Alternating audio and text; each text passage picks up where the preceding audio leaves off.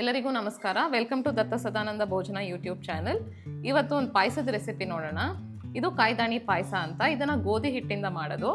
ಗೋಧಿ ಹಿಟ್ಟನ್ನ ಈ ತರ ಕಡ್ದು ಈ ತರ ನುಚ್ಚನ್ನ ಮಾಡಿ ಇಟ್ಕೋಬೇಕು. ಇದನ್ನ ಮಾಡೋದು ಹೇಗೆ ಅಂತ ನಾನು ಇವಾಗ ತೋರಿಸ್ತೀನಿ.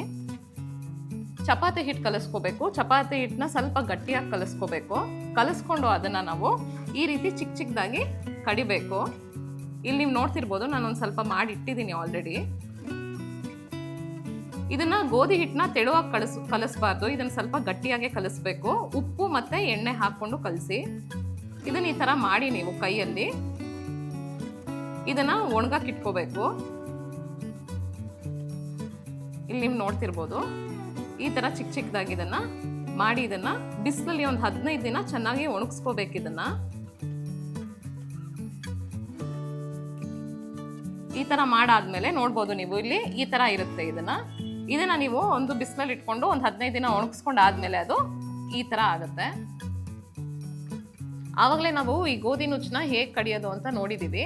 ಇವಾಗ ಇದಕ್ಕೆ ಪಾಯಸ ಮಾಡೋಕ್ಕೆ ಬೇಕಾಗಿರುವ ಪದಾರ್ಥಗಳು: ಗೋಧಿ ನುಚ್ಚು, ಒಂದು ಚಿಕ್ಕ ಲೋಟ, ಟೀ ಕುಡಿಯೋ ಲೋಟದ್ದು ನಾನು ಪ್ರಮಾಣ ತಗೊಂಡಿದ್ದೀನಿ. 1.5 ಲೋಟ ಬೆಲ್ಲ, ಗೋಡಂಬಿನ ನಾನಿಲ್ಲಿ ತುಪ್ಪದಲ್ಲಿ ಕರೆದಿಟ್ಕೊಂಡಿದ್ದೀನಿ. ಒಂದು ಸ್ವಲ್ಪ ಒಣ ಕೊಬ್ಬರಿನ ತುರಿದಿಟ್ಕೊಂಡಿದ್ದೀನಿ, ನೀರು ಮತ್ತೆ 1 ಲೋಟ ಹಾಲು. ಇವಾಗ ನಾನು ಇಲ್ಲೊಂದು ಪಾತ್ರೆ ಇಟ್ಕೊಂಡಿದ್ದೀನಿ. ಇದರಲ್ಲಿ 1 ಲೋಟ ಹಾಲು ಹಾಕ್ತಾ ಇದ್ದೀನಿ. ಇದೇ ಲೋಟದಲ್ಲಿ 3 ಲೋಟ ನೀರು ಹಾಕೋತೀನಿ.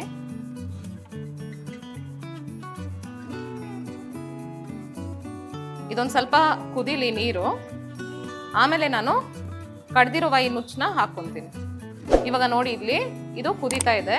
ಇವಾಗ ನಾನು ಇದಕ್ಕೆ ಈ ನುಚ್ಚನ್ನ ಹಾಕೋತಾ ಇದ್ದೀನಿ.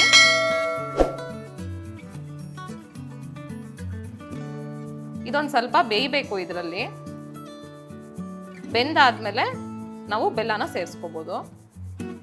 ಇದನ್ನ ನಾನು ಸ್ವಲ್ಪ ಮೀಡಿಯಂ ಫ್ಲೇಮ್ಗೆ ಇಟ್ಕೊತೀನಿ. ಇವಾಗ ನಾನು ಇದನ್ನ ಒಂದು 5 ಮಿನಿಟ್ಸ್ ಬಾಯ್ಲ್ ಮಾಡ್ಕೊಂಡಿದ್ದೀನಿ. ಇವಾಗ ನೀವು ನೋಡ್ಬೋದು, ಇದು ನುಚ್ಚು ಬೆಂದಿದೆ. ನಾನಿವಾಗ ಇದಕ್ಕೆ ಬೆಲ್ಲನ ಸೇರಿಸ್ಕೊತೀನಿ. ಇದು ಬೆಲ್ಲ ಕರಗೋವರೆಗೂ ಒಂದು ಸ್ವಲ್ಪ ಬಾಯ್ಲ್ ಮಾಡ್ಕೊಳ್ಳೋಣ. ಇವಾಗ ಇದು ಬೆಲ್ಲ ಕರಗಿದೆ ಇಲ್ಲಿ. ಇವಾಗ ನಾನು ಇದಕ್ಕೆ 1 ಸ್ಪೂನ್ ಗೋಧಿ ಹಿಟ್ಟಿಗೆ ಒಂದು ಸ್ವಲ್ಪ ನೀರು ಹಾಕಿ ಈ ತರ ಪೇಸ್ಟ್ ಮಾಡಿ ಇಟ್ಕೊಂಡಿದ್ದೀನಿ. ಇವಾಗ ಇದನ್ನ ಆಡ್ ಮಾಡ್ತಾ ಇದ್ದೀನಿ ಇದಕ್ಕೆ. ಇದು ಒಂದು ಸ್ವಲ್ಪ ಪಾಯಸ ಗಟ್ಟಿ ಬರೋಕ್ಕೆ ಈ ತರ ಮಾಡ್ಕೊತಾ ಇರೋದು ನಾನು. ಇದನ್ನ ಇವಾಗ ಒಂದು ಸ್ವಲ್ಪ ಮೀಡಿಯಂ ಫ್ಲೇಮ್ಗೆ ಇಟ್ಕೊತೀನಿ. ಇವಾಗ ನಾವು ಗೋಧಿ ಹಿಟ್ಟು ಹಾಕೊಂಡಿದ್ನಲ್ಲ, ಇವಾಗ ನೀವು ನೋಡ್ಬೋದು ಇಲ್ಲಿ ಸ್ವಲ್ಪ ಕನ್ಸಿಸ್ಟೆನ್ಸಿ ಗಟ್ಟಿ ಆಗಿದೆ. ನಾನು ಇವಾಗ ಇದಕ್ಕೆ ಒಣ ಕೊಬ್ಬರಿ ಹಾಕೋತಾ ಇದ್ದೀನಿ. ಇದನ್ನ ನಾವು ತುರಿದಿಟ್ಕೊಂಡಿದ್ವಿ. ಪಾಯಸ ರೆಡಿ ಆಗಿದೆ. ಇವಾಗ ಇದನ್ನ ನಾವು ಸರ್ವ್ ಮಾಡ್ಕೋಬಹುದು. ನಾನು ಲಾಸ್ಟಲ್ಲಿ ಇವಾಗ ಇದಕ್ಕೆ ಕರ್ದಿಟ್ಕೊಂಡಿರುವ ಗೋಡಂಬಿನ ಹಾಕೋತಾ ಇದ್ದೀನಿ. ಪಾಯಸ ರೆಡಿ ಆಗಿದೆ. ಇವಾಗ ಸ್ಟವ್ ಆಫ್ ಮಾಡ್ತೀನಿ. ನೀವು ನೋಡ್ಬೋದು, ಇಲ್ಲಿ ಕಾಯ್ದಾಣಿ ಪಾಯಸ ರೆಡಿ ಆಗಿದೆ. ನೀವು ಇದನ್ನ ಟ್ರೈ ಮಾಡಿ ಟೇಸ್ಟ್ ಹೇಗಿತ್ತು ಅಂತ ನಮಗೆ ಕಮೆಂಟ್ ಸೆಕ್ಷನಲ್ಲಿ ತಿಳಿಸಿ. ನಮ್ಮ ಚಾನಲ್ನ ಸಬ್ಸ್ಕ್ರೈಬ್ ಮಾಡಿ ಮತ್ತೆ ಬೆಲ್ ಐಕಾನ್ನ ಪ್ರೆಸ್ ಮಾಡಿ. ಯಾವುದೇ ನಿಮಗೆ ಹೊಸ ವೀಡಿಯೋಸ್ನ ನಾವು ಅಪ್ಲೋಡ್ ಮಾಡಿದಾಗ ಅದರದ್ದು ನೋಟಿಫಿಕೇಶನ್ ಬರುತ್ತೆ. Thank you.